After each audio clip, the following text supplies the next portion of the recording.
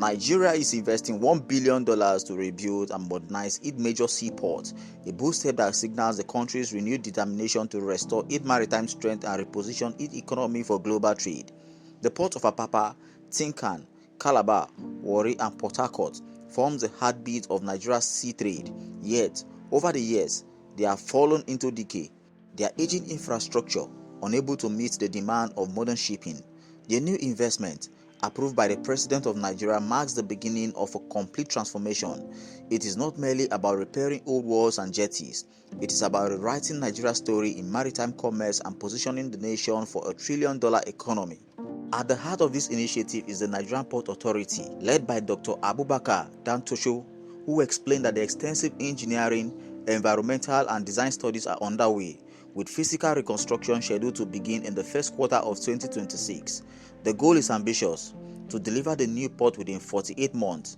These ports are being redesigned to last for at least half a century, with structures capable of handling the largest modern vessels, integrating technology, and improving turnaround time for cargo. This is an investment that promises not just beauty and efficiency but economic growth that can ripple through every corner of the country.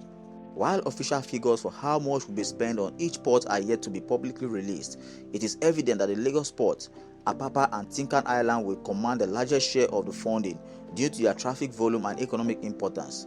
Together, they handle the majority of Nigeria's import and export, yet their facilities have long been overstretched and outdated.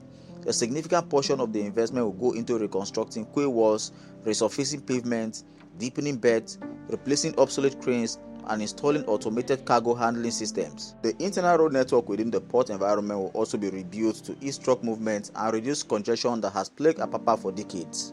In Warri Delta State, the reconstruction will focus on repairing the collapsed breakwater along the Escravos Channel, rebuilding quay walls, and stabilizing the terminals that have suffered years of neglect. This is crucial because Warri once stood as a vital port for oil and gas logistics, yet it has gradually lost relevance due to poor infrastructure and shallow access channels. Reviving it will connect the Niger Delta's industries to global markets. Calabar, one of Nigeria's oldest ports, will also witness a rebirth.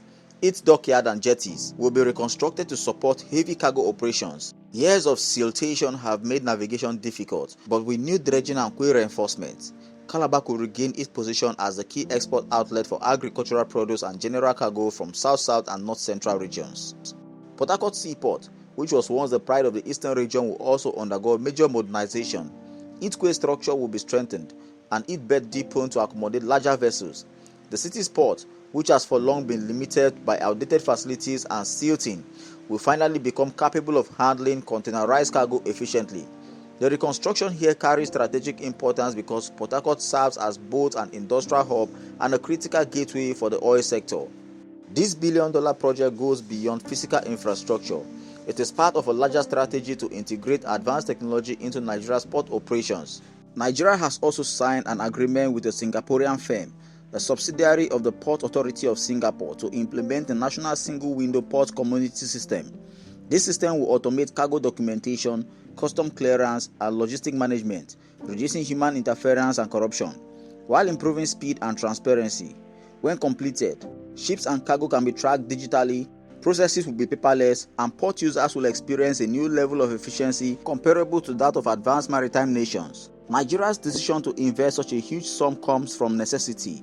For decades, the southern ports have struggled with poor maintenance, shallow channels, and outdated systems. Many large vessels avoid them because of draft limitations, preferring ports in neighboring countries like Cotonou and Lomé. Over-reliance on Lagos port has led to congestion, delays, and higher trade costs.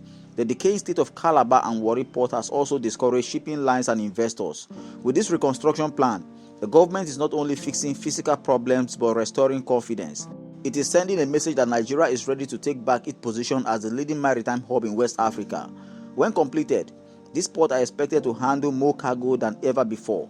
Apapa and Tinkan, with new quay walls and deepened beds, could see container throughput rise to over 2 million 20-foot equivalent units annually, a figure that could put Lagos in competition with some of Africa's busiest ports. Warri Port Revival could also double its cargo handling capacity and reopen trade routes for petroleum products, steel, and agricultural goods. Calabar's dredging and reconstruction could increase its yearly cargo handling from less than 1 million tons to more than 2 million, boosting export of palm oil, cement, and fertilizers. Port Harcourt modernization will also make it the dominant port for the Eastern Corridor, supporting industrial and petroleum exports.